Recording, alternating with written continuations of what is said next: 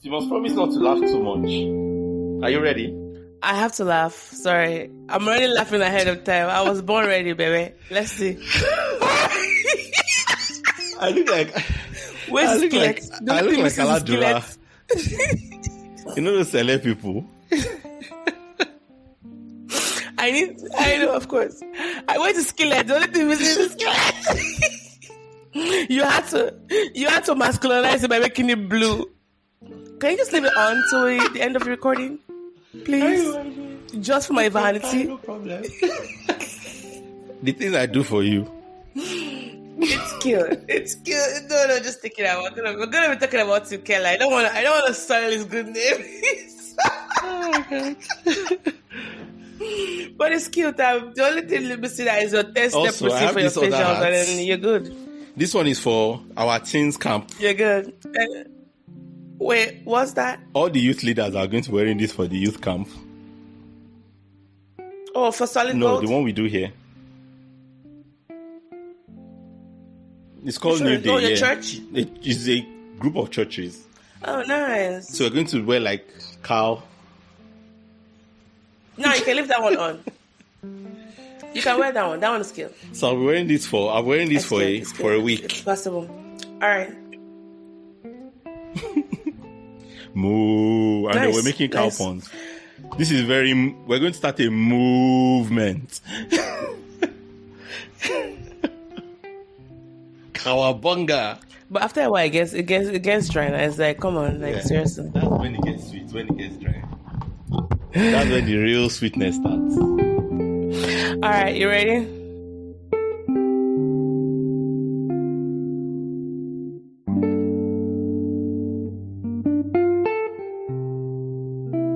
Welcome back to the podcast. This is Mo and Ayomide. And today we'll be talking about an important topic that we've kind of touched on the podcast, but an episode from two people kind came of out. A podcast, yeah, kind of. I feel like we talk about it almost every time we talk. Every time, right? Yeah. So this is from The Atlantic, which is there's a podcast, How to Not Go At It Alone, and by Julia Beck's. We're gonna also tag that link on the show notes. And this was actually when I listened to it, I was like, no, I have to talk about this with Ayomide, because as Nigerians living abroad, we've experienced just different variants of it. So it's by Julia Beck and Rebecca Rashid, and it was released in June 26, 2023. And the title of their podcast is How to Talk to People, and that particular episode was tagged How to Not Go At It Alone. How to Not Go Eat Alone. I'm there to the I'm here, sorry. I was on mute. Oh, okay. But I'm here. Okay, because I'm like, I don't like when I don't hear the static, because it's like deja vu all over again. No, I can't see you. Yeah. We had to drop the video because of his bandwidth. All right. So, summary of this episode was about building community in an individualistic culture. So they talked about forming connections and how some factors can also hinder that, like increased mobility, people moving up and down, values that are shifting, and the rise of technology, which might have contributed to that decline. And also some values in the sense of that spirit of individualism, which, for example, the US was founded on, that pursuit of happiness, which sometimes people translate to mean, you have to go at it alone. Or there's a shame that even comes with saying, I'm not a self-made person. Like, you want to make it seem like I did everything alone. And finally, they talked about how COVID has changed how we're interacting with each other and the implications of that.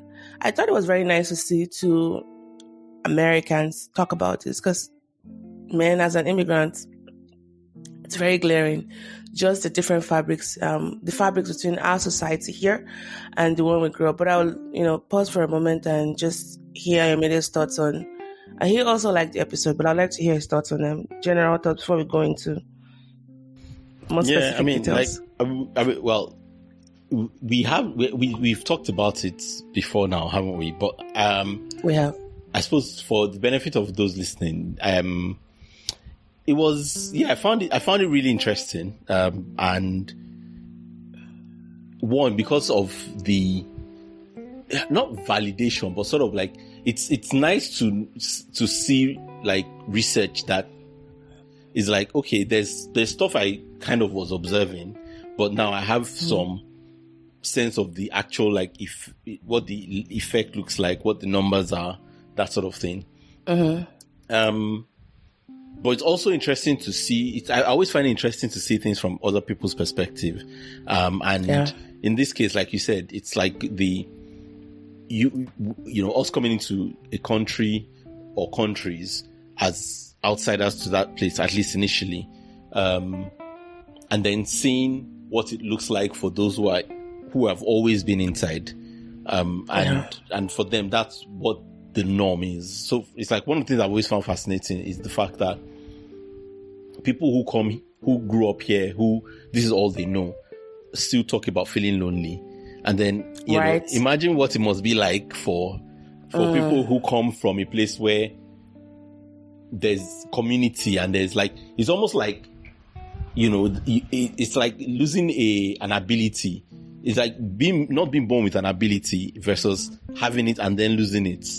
You know, there's a difference in those experiences, aren't there? Like, in both cases, the person hasn't got it, but there's still that difference between you've never had it, you don't know what it's like to have it. You can imagine, but you never had it, versus you knew what it was like, and now you don't have it, and you can't get it again. You know, there's just that difference in those two experiences, and I feel like maybe it probably is something like that. And so it was interesting to hear them talk about it and talk about how they navigate that. I agree. Yeah, I agree. And I think even one of them talking about, because one of them had cancer, I think maybe it was Julia or Rebecca, it was kind of hard to like differentiate the voices at the point because they're all sounding the same. And she talked about how when the community came together, meal drives, beautiful. and that was beautiful. I know, right? It was beautiful. I know, right? And even like the Joy Fund, you know, like you cannot spend on anything. That was one of my favorite ideas from the show. Like, I love that idea. I've never heard anything like that before. It is, I have never, because it's so real, right? Like, so I suppose we should explain the Joy Fund for. Let's explain it. Hopefully people listen to it. But for those who, well, this is a reason to listen to it. Like, this is the kind of thing they talk about on the show. So do you want to talk about what the Joy Fund is?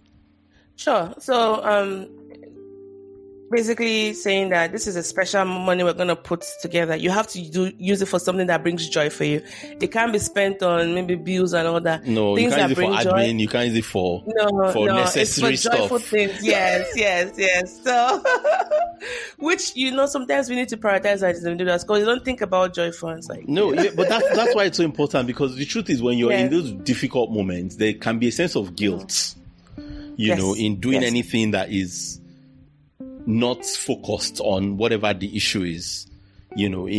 There can be a sense of guilt in just pleasure. There can be a sense of, oh well, this is the thing that's happening, and so everything has to be diverted to that. And the reality is, sometimes to really focus on things, you need a break. You need a bit of time off. You need to experience some joy. You know. And so that idea, what I loved about it was, it's like you're giving the person that permission that they may not be able to give themselves in that moment, and you're saying beyond permission, we're actually making it mandatory. We're going to give you some money, but again, obviously, that's contingent on the fact that you are assuming that they have the things they need. I mean, but there's always joy to be squeezed out of the toothpaste. Exactly. You know? So it's like like the friends are saying, look, we're going to help you take care of things, but we need you to do something just for fun. Us, and you have no choice. We're not, if you use this for anything other than that, you have brought dishonor to the community. to the village. And I also liked how, you know, because imagine just your friends doing that, you're already overwhelmed, you know. Yeah. But in cancer, there's something, because even in working with cancer patients, whenever they hear that diagnosis, it's like, you know, everything your world just comes crashing down. Yeah.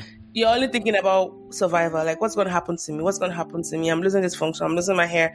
So like to bring that communication, that almost like focus back to the very thing that you've lost along the way. Like who are you and what do you enjoy doing? Yes. What do you enjoy doing? go do that. Yeah. You know, and I we're think giving we should you permission. think about setting up. Yeah, maybe when people go through some life-changing events, this would be something that's what I'm saying. Like, I've never heard the idea before, but it's absolutely brilliant, and I don't know why it needs to be more popular as an idea, right? Because it's not a. It needs to be a thing. We can do potluck for people. We can bring them food. We can do that. But on top of that, it doesn't really. It's like, I don't know. Do you want to go and watch? I don't know, a marathon of like your favorite actor and just like watch all their films back to back, like a jobless person. Yeah. Or buy art supplies. If the person loves that, like just like whatever it is. Do you want to go see an orchestra? Do you want to, I don't know, go and jump on a bouncing castle? Like whatever it is. Like, and the point of it, right? It reminds me of C.S. Lewis's one of my favorite essays of C.S. Lewis. Which of course I've forgotten in the moment. It's okay. And I'll remember the title as we speak, but basically this essay, and we'll put it in the show notes. I'll find it and put it in for the show notes. But this essay that he wrote it during the World War, and was talking to, not during the World War, I think it was during the Cold War, I think, and was talking to a bunch of students. And the question was basically, if the world is about to come to an end, which was that sort of looming threat, you know, during the Cold War. And in a sense, we have that now with climate change. You know, what the Cold War was for a generation ago, you know, climate change is for a lot of young people today. And just the sense of everything. The pandemic, another looming pandemic. And then of course there was the whole thing with, it's still kind of there, but it's not as heavy, I guess. But the whole thing with Russia and the sense of like, nuclear war may be a real thing again, right? And C.S. Lewis was basically answering this question of, is there any point to making art if the world's about to come to an end? Is there any point to doing things that are leisurely and relaxed? Should we not focus everything? And one of the best points he made in that essay was, here's the truth. The world is always on the verge of coming to an end. Death is always potentially imminent for every one of us. Like, you never know, right? But there's that potential is always there that everything could end now. It's always there for everyone at everywhere, right? And his point was that all things like war or the threat of war and all they do is remind us of what is always there. Yeah, or what's even important too. Yeah, but that's second from that, because knowing that then makes us focus on what's important. But the point he's making was, and it was such a great point, that all that does is remind us that the end is always near. But the end was always near, even if you were not aware of it. So what has changed is not that there's always a potential end. What has changed is your awareness of it has become very acute. Come up. Especially during COVID, when you realize that this essay was actually quite. It came up again. It became popular again. It became popular again during COVID. Yes, during COVID. I think I saw it on Twitter trending. Yeah, so it's such a great essay, and in a sense, it's so for me. What this Joy Fund thing does is like that, but on a personal level, right? Where put aside whatever is happening to the world and to the country or whatever. Put aside those sort of larger things. But for any individual person, this is that thing where the end may be near for a single person. And what does the community around them do? And one of the gifts you can give them is to remind them that life, we always are living life in the face of death. And we should live it no less fully because we're living it in the face of death. And sometimes one of the greatest gifts a community can give is that gift of, even in the face of death, you can laugh. Yeah, and we're here to remind you that you can laugh. Actually, the more you laugh, the better. Because it's like the thing about mortality, right? It's like how, you have a scare, people have scares, and then you suddenly become conscious of your mortality. But your mortality was always there, right? The fact that you have a health scare didn't make your mortality suddenly a thing.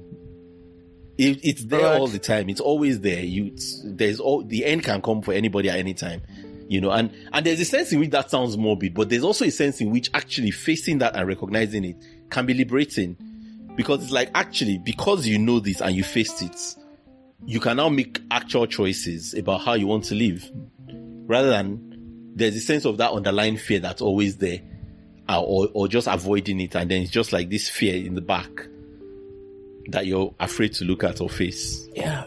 But yeah, I don't know. Yeah, yeah.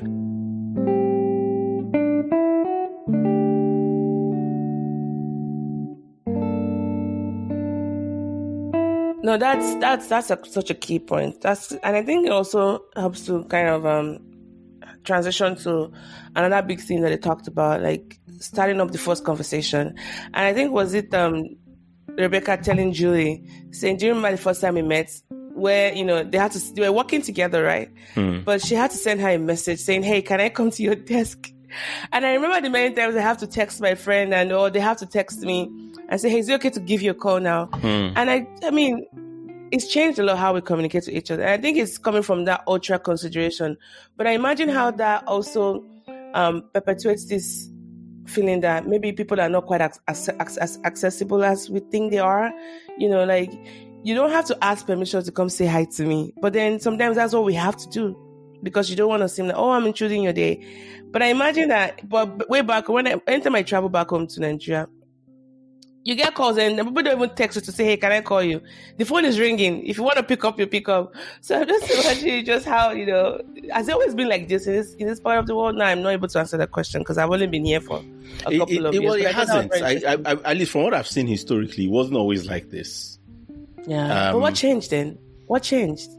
Industrialization. Individualism? Well, yeah. Individualism, but individualism is downstream of the Protestant Revolution, the Protestant Reformation, and then later on the Industrial Revolution, and then later on, I don't know if the effect of the war particularly, but I know the Industrial Revolution made played a big part of that, and then I suppose increasing urbanization as well. Which is a different subject, which is, the value of cities. Because I think cities are amazing and wonderful. But one of the flaws that they have is communities is you have to be more deliberate about community in cities in a way that you don't in less urban areas. Although the flip side is that in less urban areas, if you don't fit in, it's all over for you. Whereas in cities, you can always find some kind of community. If you don't fit in one, you can always find another one. Yeah. But and also I think definitely urbanization, which we can explore whenever we talk about that in episode. Yeah. But then there's also that narrative, American narrative about freedom, right? Which is deeply and sometimes, I want to say, occultic, individualistic. Yeah. Well, because the question is, the question is, what does freedom mean, right? And I think that's the thing. What freedom to do what? But then it's been conflicted to be that the more you're free, the less you have to count on others. But depend on yourself. But that's the thing, and like that's a definition of freedom. That's not the only definition of freedom. Yeah. Because it's freedom, in a way, it's actually I think of it as a sort of negative freedom. It is. It's negative in the sense of no. I mean negative in the sense of is freedom defined by what is missing, not freedom defined by what is present, right? And in a sense, it's freedom in the sense of I am free from, but it doesn't really define like what. But what are you free to do? To do, yeah. Right, because there's a negative and a positive to freedom, as to most things. So yes, you're free from. Of course. Right? You're free from interactions you don't have to have, but you can also be free to interact with people. And it reminds me of this thing that what's his name? The Covey guy, Stephen Covey. Stephen Covey, COVID guy. I thought I had COVID guy. Covey. Right? Yeah. Again, it's an old book. The book is what, 1970 something? Oh yeah. But as far back as then, he was saying, one of the key things he said, which I've never forgotten, because it was such. I read this book when I was a kid, but it was such a striking idea. He talked about the fact that. Why do you always mention your age on the podcast? I did say I read it in the 70s. I was a kid. I did say I read it when it came out. Right? Sorry, go ahead. He talked about the fact that there is dependence and then there's independence, and that most people think independence is the height. And it was like, no, it's not the heights. That beyond independence, there is then interdependence. And that is the heights. Right? And that dependence is where you start as a child. Independence is where you get to as an adolescent. I just want to do my own thing. But unfortunately, it's like and maybe this is also in sync with the fact that as a modern culture, there's this sort of hyper focus on adolescence and youth in a very unhealthy way, but beyond that, there is interdependence, which is a more mature sort of recognition of, and one of the points he makes is real interdependence comes from understanding your independence. Yeah. Right? Yeah, and knowing that I can do this alone, but I don't have to. And it's a strength. And yes, exactly. Yes. And like, because I can, it's like, that Bible verse, one can chase 1,000, but two can chase 10,000. And so it's like, one can chase 1,000, but why settle for that? Like, it's not like it's nothing. It's not like it's not saying one cannot do anything. It's like, no, one can actually chase 1,000. But you know what? Two can chase 10,000. So it's like, do you want okay or do you want amazing? Amazing, or the bomb, Yeah. I mean, so true. And even like, even in thinking about something else they said, that how that pursuit of, what's the word? What's something they said? Yeah. That not counting on yourself and all that. You don't have to go out to the own. Yes. Then for you to build that community, because I think at the very core of it, we yearn to belong to something. Like, even if you have all the resources in the world, you still yearn to be in a community. That the first step is actually finding out how you can reach out to kind of find the support you want. Yeah. And I would say that as someone who moved here when I was in my 20s, man, it was I had to do it intentionally. I really had to. It does have to be intentional. I don't know, did you have some, I don't want to use the word depression because you're a psychiatrist and I don't want you coming at me for not defining well. Tell me about your mental state when you moved from Nigeria to the US or to the UK. And I think maybe the UK is probably a little bit different from the US because, you have more immigrants there. But did you have a decline in your mental health? I feel like there's more in the US, to be honest with you. Really? Mm-hmm. I feel like there's, but I don't know. Although the UK is smaller, so maybe it might feel like there's more people here because, there's just less, we're not spread out, I guess, as everybody is in the US. So maybe that might make you feel less. I can imagine that. Did you have any declines? It's challenging. In some ways, it might be worse here, actually, because, there's some ways in which I think Americans and Nigerians, there are some things we have in common a little bit. There's a directness. They're not direct in the way Nigerians can be, but there's still a... I think you guys were like the king of directness, UK people. No, at all. Oh my God, no. It's, it's really? Well, because politeness is a national virtue, isn't it? So, but what that translates to in practice can often be this sort of very indirect engagement that for many people comes across as sneaky, and dishonest, which I know is not the intention. It's people thinking, I don't want to be rude. Yeah. I don't want to be, but then what it means is that sometimes people are not very, I had some interactions recently where, where I saw two of this in the same week, where somebody was very direct about something. And then the other person interpreted it as the person was angry at them. Yeah. And I have to be like, no, this person is not angry at all. They're just expressing themselves in what for them is clarity. But the English person was interpreting it as the person was angry at them and almost like shouting at them, and they were getting quite upset. Was the other person non-English? The other person was English, but like Black British, basically. That's what I wanted to say. I said black. Why don't you guys like using black in that your country? No. Because I thought I was implied. I'm from the US. I'm from the US. So there's always that issue of people thinking that if you're being clear, you're being, confrontational. Yeah, exactly. And I know that happens in the US as well. But I feel like there's a sense in which, because of the politeness thing, being such a virtue, I feel like there's a level of what would be acceptable in the US. And maybe I'm mistaken, but I just feel like there's a level here that is honestly just, misinterpreted. Although again, I know there's also a dynamic in the US where, what may be acceptable from one color may not be acceptable from the other color, even when it's almost the same kind of behavior. But anyway, I think all of those things make it harder for people because, so I have a lot of friends who are very sort of wary of forming relationships with non-black people because of experiences that they've had where they felt misunderstood, where they felt misinterpreted, where they felt wrongly misjudged. And it has implications even in the But then it workplace. leaves them a bit sort of lonelier because they can interact with other Nigerians, but because they're surrounded by more white people, it means that there's a lot less people they can actually form relationships with. The pool is a lot smaller, basically. And I think for me, what has worked is just diversifying my network. I interact with almost everybody. I mean, it's good to hang out with Nigerians. Trust me, when I'm in my company of Nigerians, I feel like there's this cloak I can just show off. I don't have to smile to disarm anybody. I can just be myself. I don't have to explain myself. But, you go out there, but you still have to interact with other people because you're in a country that values diversity, whatever that means.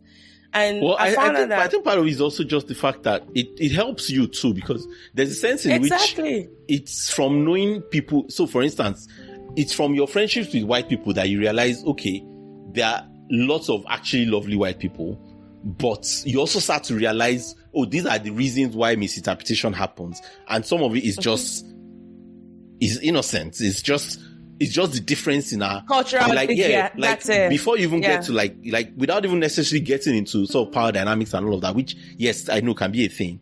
But there's also the fact that listen to the episode we did that, by the way. The fact that we are different will always create these frictions. It's why you have frictions in marriage. It's why you have frictions in friendships. It's why you have frictions in siblings.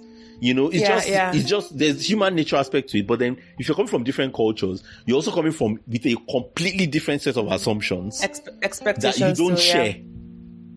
And now you have to navigate that. It's supposed to be understood. Yeah. But guess what, guys? There's hope. There's hope. Like, what I found that's really worked is when both of you come to that point of, I'm different, you're different, but let me teach you my ways. Let me teach you why, this is how I do the things I do. Not like I want to conform to my ways, but have an understanding of some of my actions. Isn't it? It's both ways, and it works beautifully. And it's rich. Like, there's a richness that you find in that, I think. Yeah.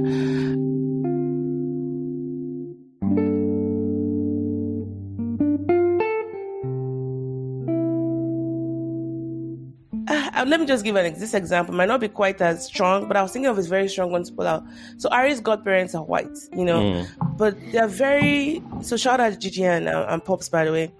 They're very open to understanding, and of course I'm learning how to also, interact with them. But I remember when Ari had, when we adopted her, and she had a name that we were calling her before, which was English, very easy to pronounce and all that. But Gigi, who's the godmom, she reached out to me and said she needed a recording of Ari's name, of how to pronounce it. And that kind of blew me off the mind, because if they had called her Arife or Arife, how, non-Africans would call, it wasn't a big deal to me, but that kind of warmed down my heart, like, because she said it was very important for her to get her. She's putting in the effort. And those are the things that I see that as an immigrant, it's easier for us to always go the length of the way. Yeah. But seeing it, being brought full circle, even though it seems like a very low-hanging fruit of an example, but I thought that was really, really important. And that's what just understanding and saying. So there's hope. Don't give up on people yet. And even if your first interaction with a non-person, someone that is different from your culture wasn't quite positive, guess what? There's more in the pool. Go back in the pool, wait in there, and find your people. You need to the way you're describing it almost sounds like dating, but it's the same thing, isn't it? It is dating. It's like you may have bad dating experiences, but you don't have to give up on dating. Jungle, Yes, it's like if I go to Walmart and, I bought something bad, I'm not going to boycott Walmart for the rest of my life because it's not possible. I go back there and buy something else, So yes, it's dating because you need it. You need, I can't even count the number of times community has put you. And I even forgot to mention this angle, which we might maybe segue into. When you have kids, hey God. Oh yeah. I thought that was a community finder. No. You need community. It's what we keep saying. You need a community. You can't raise a child there. And we're not meant to, are we? Like, to raise children alone, no matter what the culture says. It takes a village. Africans already said that. We know that. But Ayomide, there's a world of parents that I would never have tapped into if I hadn't become one. These guys are they're like AARP, Association of Retired Persons. They are well connected and they do know the that's not their actual name, is it? No. AARP are like, retired people here. They're very powerful. Right. They have changed policies in the US. Medicare Part D, which, is a drug, prescription drugs. They fought to have it because before then drugs were not insured because insurance risk, drug is not like a risk that is insurable. But all that aside to say AARP, that those, covering people age of 50. Yeah, they're very powerful. I liken their strength to parenting. Nothing speaks of community. Parents even know that. Even the most recluse one, they know. I mean, some people are quite recluse, but want to raise their kids their own. But parents have been able to find communities with their kids. I've had to write a letter to one of the parents in our school because my daughter and the girl, they're very good friends, and the teacher keeps saying, "Oh, they're best friends." If you even ask her, "Who's your best friend?" she's going to mention the girl's name. I've had to write to the mom, almost like a love letter, why we need to bring the kids outside of class to have like a play date. I mean, who would have thought that at this age of my life, I'll be writing to be like, "Can you please be my friend?" Yeah. But man, the times we've had to travel, looking for people to help babysit Ari, keeping her in a place that we know that it's going to be safe enough. I won't be looking back every time I'm, jumping on the plane. Those are almost like reaping those benefits, right? Yeah. And sadly, because of just not wanting to be an inconvenience, I've used my capital to kind of, using money as a way, rather than using my community for like cashing on that free babysitting coupon. Yeah. I'm like, no, I'm just going to pay a babysitter. And I found myself doing it more. And I had to ask myself that, are you just afraid of being vulnerable this time around? Or is it because you have the money to do it? Of needing people. So, man, I won't lie to you. That episode actually almost like convicted me. Like, I need to do more. Because if I didn't have those resources, if I didn't have a little bit of chump change to like pay the babysitter, I'll be super more proactive about putting in some karma points so I can cash in later in the future. But yeah, parents, a child will bring you out like a day or chick. You raise a good point there actually when you talk about the money thing, because there's a sense in which having money can almost become a problem, can't it? Where because you can afford, it's like you can afford to not need community, and so more than ever you need to actually be deliberate about finding community. Because it's easy to just say, you know what, because it's not community when you're paying for it, is it? It's like, that's the whole point of community, is people choosing to give their time and effort to help and to be part of you and part of your life. Yeah. And if you're paying for it, well, they're not choosing. I mean, they're choosing, but it's a different kind of choice. It's transactional. It's not, and that makes it slightly less relational in a way. It's a very transactional thing. And it's so common here. It's so common here. Like, some relationships are quite transactional. Like, you have to be very careful. And it's tricky because there's a sense in which the transactional is good. Not good, it's appealing because it's no nonsense. It's like, I know I need this. I need this 5:00 every Thursday, and that's it. And so I'm just going to pay for it, and boom, sorted. Yes, and I never have to, you don't have to deal with any emotional things. You don't have to have any coffee. Like, please, I'm begging you. Yeah. Just, get it done. But in a way, it's easier, but it's, I can see how that can be a challenge. Yeah. Because it is easier, but that doesn't necessarily mean it's better. At least not as not the only way. Because you will need it in some areas, but it's probably, again, it comes down to making the choice, right? Of asking yourself, where do I want to not do this, even if I can afford to do it? Where do I want to actually go out of my way and build community and need people and risk? Yeah, sometimes people not being able to be there, because there's always going to be that risk. Sure. Yeah, but there's a richness that you get with it as well. It's funny enough, it just came to my mind. It's almost the difference between ordering on like Deliveroo or whatever, and then buying ingredients and cooking your own food, and then sharing it with somebody. Like, one is a lot simpler and less fussy, but there's so much that you won't get.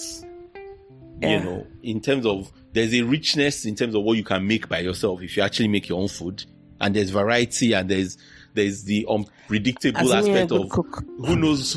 Yeah, well, I mean, yeah, exactly. But like, who knows how this will come out today. Right, and sometimes it won't be great, but sometimes it'll be amazing, and you get that.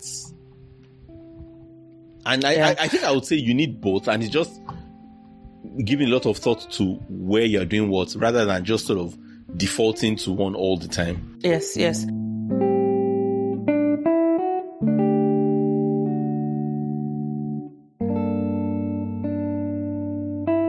And I think before we even wrap this episode up, it will be very not inappropriate. Like it won't bode well not to talk about some of the barriers, right? Like in this part of the world, there's been a lot of issues with historical injustices, and even like some current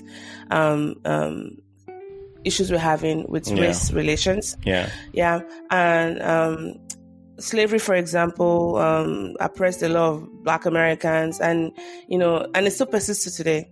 Right, Jim Crow laws that also caused like further segregation and denied basic rights and opportunities to Black people. Native Americans being dispossessed of their lands, and they were even made to endure some forced assimilation policies. So those things are still kind of eroding the very fabric. Of course, you had the British versions of some of those things. Exactly, as well. Culture. You guys caused it. You already. Let me just calm down. Eroding cultural identities and community cohesion. Yeah. And I know even some immigration sentiments, like, if they're here, you're from Africa, are you going back home? So yeah, those are some of the issues you still have to go through every day. But guess what? Even in the abundance of those issues, there's still hope for connection, because you just have to do it. You have to find it. And I feel like even I'm not proud of the kind of neighbor I am. So let me explain. Now, the two people that live beside me, because we share fences, I know them, and I interact with them, and, we talk. I know of them. We've tried as best as possible, but it's kind of hard to break into that mode. Like, I wish I could interact with all of my neighbors, but it hasn't been quite easy living in suburban America, right? But I've just settled into the fact that it's just what it is. It's not from the lack of trying. Like on Christmas period, we send out, hampers, we do all the kind of stuff. And whenever we bump into each other, I can tell you how many times I've seen my neighbor opposite me, maybe 4 times in the whole year, whenever her garage is open and I walk all the way there, which is very rare. So again, it's issues like that. You hardly see your neighbors here. Yeah. So what it means to be my neighbor's keeper, I'm not doing it in the literal sense. I have connections. You haven't done the thing. I don't know if the people still do it. The thing of taking biscuits and cake or whatever. Nobody brought biscuits and cake because I was the last person to move in on the block. Well, not like the last person, like one of the last. Nobody brought me biscuits and cake. But guess what? The neighbors on my side, because we share a fence, we had to switch out. But one of them wanted to see, because we have a lake. They wanted to see the lake, so they actually asked us, "Hey, do you mind taking off your wooden fence and replacing it with iron bars, so that way they could see?" We didn't have to do that, but it was like, sure, let's do that. For us, it was a way of just building community. Like, even though it wasn't going to be beneficial for us. Did they pay for the bars? Now, they did pay for the bars. They offered to pay for the bars, But again, it made us more vulnerable, because now you can see into our backyard. Kicked in there, didn't it? I know. But they could see into our backyard. But I prioritized her, like, because she said, I really want to see the lake. And she lived by herself. She had a dog. I'm like, sure. And I think that probably made her more warm to us, because whenever we have events, she tries to show up. She'll bring gifts, she asks about Ari. But I wish I could do that for other of my neighbors. I get to know them. I'm sure without the fence incident, I don't think we'll have been disconnected. But again, I'm glad that we had the opportunity to connect, right? But you make a great point there. Neighbor, she helped me bringing in my packages whenever I travel. Like, she'll be like, "Oh, Mo, your package is outside. You want me to bring it in for you?" One time we left our garage door open. And we're in Nigeria, and I don't know what, we had a guest who left it open. It's like, "Mo, it's 5 a.m. Your garage door is open." So those kind of little things, it warms my heart. But I don't have it with everybody else on the block. But go ahead, you wanted to say something.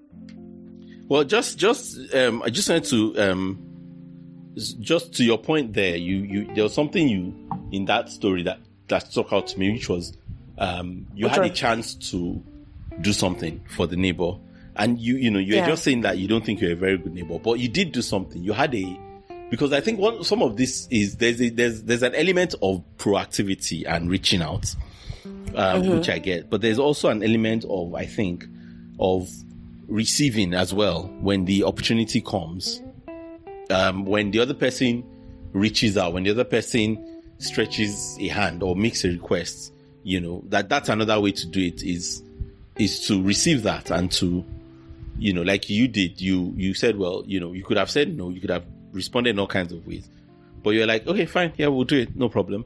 And then that opened the door for more interactions and different. So just saying, like, because I know for some people it can be difficult to reach out, but then there's also that option of, even if you struggle with reaching out, don't forget that there's also the aspect of, even if you don't feel able to reach out, somebody else, keep an eye out for those who are reaching out to you. And the start can just be to receive that. And I think along that line, to kind of wrap this up a bit, be very honest and open about what you want and who you are. Like, I know it's so hard to do these days, but trust me, it's very refreshing. And guess what? If they're not vibing you the way you are, I'm not saying, accept me the way I am. No, like, be very honest and open. And I've been able to find genuine people through that. Like, I can't even overstate the importance of being honest and open. Because to have friends, you have to be, a friend. So you reach out and be clear about what you know, who you are, your values, and what you want. And you find your people that way. You might not be for everybody, but guess what? You find your people that way. I think it's very important to state that. Yeah. And pay it forward. Be willing to support people when they ask for help. And as much as we like to receive, it's also very great to give, being there for them, creating that positive cycle of support. And I think they even talked about how to, how do you want to be there for somebody without being like a burden, and because people might, like that Joy Fund, for example, she could have just turned it down. No, don't stress yourself. This is too much, They kind of like forced the upper hand and said, this is what we're doing for you and this is what we want you to do. So when people are going through stuff, instead of saying, what can I do for you? I think they gave was it that episode I talked about? Instead of saying, what can I help you with? Saying, hey, I'm kind of stumped as to how I can be of help to you. Are there things I can help with? Kind of like phrasing, depending on the kind of person you're interacting with. But there's always opportunities to be a blessing to those around you. But again, it's worth it. We're not meant to do life alone. So for those comrades across the world, like wherever you might be listening to this from, China, Ukraine, maybe because in Africa, something about being in Nigeria, which I think you mentioned in one of our episodes, Ayomide, you don't know how those micro conversations you have do a lot to your mental health. There is research to that point that actually they make a massive difference to your mood. This sort of just bits of banter through the day. I will pay for anybody to just, not like harass, but that soft harassment, like, madam, how you doing? Madam, is your clothes fine? Like, I don't get that anymore. Yeah. And it might make you smile for like 30 seconds or 5 minutes. I know, but it can change the tone. It can change the tone of your morning or your afternoon. Just like somebody saying something annoying can also spoil your day. Yeah, can spoil your mood. Yeah. But I didn't know how good it was. So it goes both ways. The point, we have the extreme ones, people that will talk at you and just, harass you like that, especially when you're in the marketplace. But I'm talking about the soft side of it. I not see it for 2 days, or what's happened? You did okay? It's just kind of things, like people looking out for you in a way. I miss that. Because now I'm in my garage, enter my house through my garage in the door. I don't even use I can't tell how many times I've gotten to my house with my front door. So again, I'm not like seeing my neighbors. And I think it's the same for most people. But here are some tips to just help you, identify your needs. You have to be out there. You have to find ways to be out there. And being out there doesn't necessarily always have to take you away from home, although it'd be nice to be outside. But they have virtual communities now, so if you are the kind of virtual person, then, build those communities. But all that to say, we hope that you appreciate the importance of connection and the impact it has and how it can help to build stronger communities. Prioritize that. In your pursuit of money and building that social network or upward mobility, prioritize community as well, because there's wealth in that. There's a lot of wealth in that, And we hope this episode is going to be a reminder of that. We're going to tag all of the show notes. In the show notes, all of the resources, the articles that we talked about on the podcast, and also the episode that formed the bane of this conversation. But I don't know if you had any final points, Ayomide, before we take this home.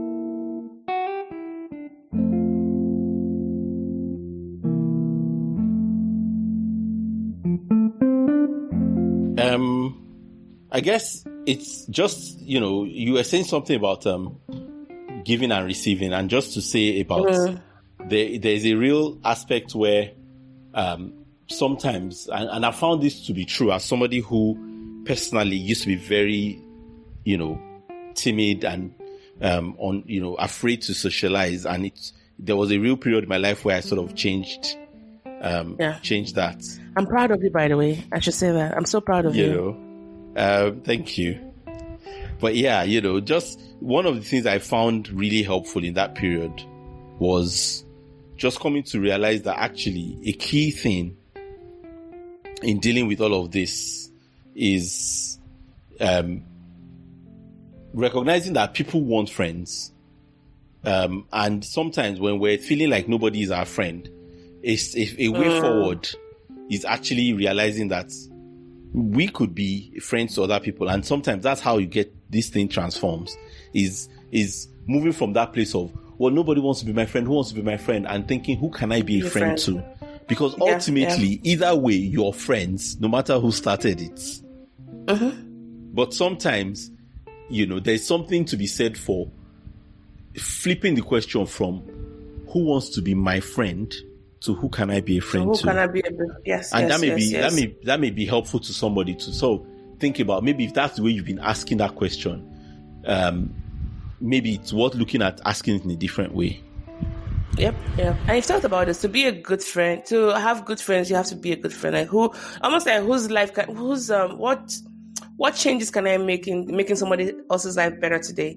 And I think that's what it builds to, like looking it beyond yourself. Because what you're trying to get, I think that's even making it too big. Just who can I care big, for? Right?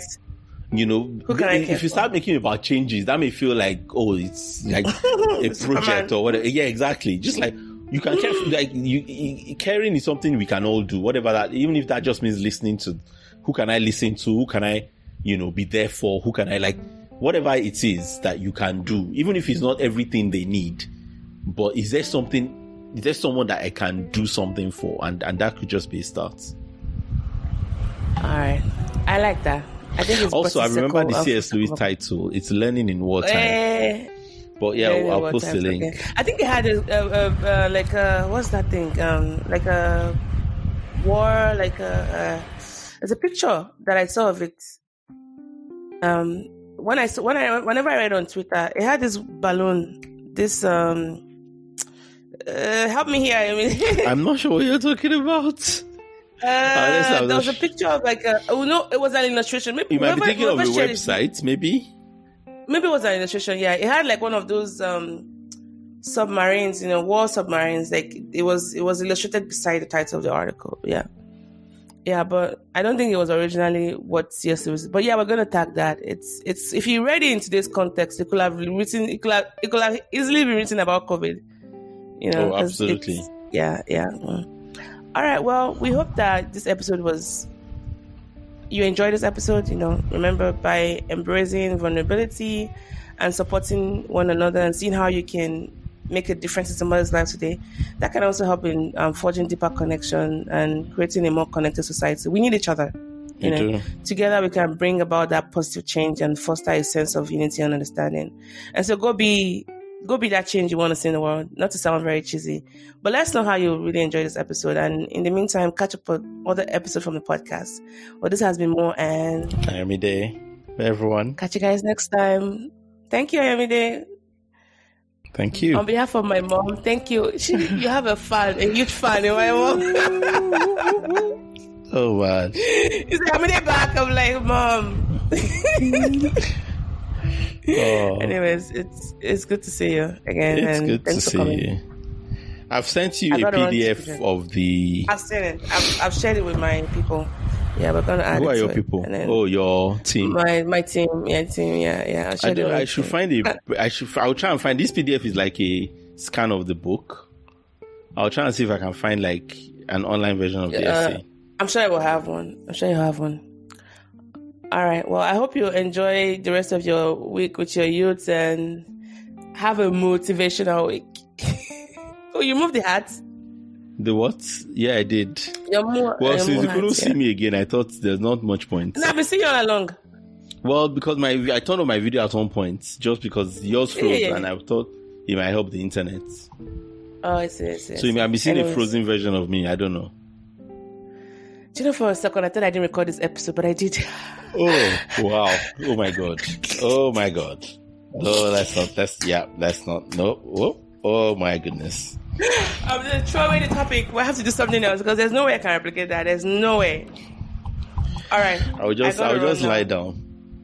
Speaking of community, let me go and serve the community in church. Right. I do connections in church. Did I tell you that?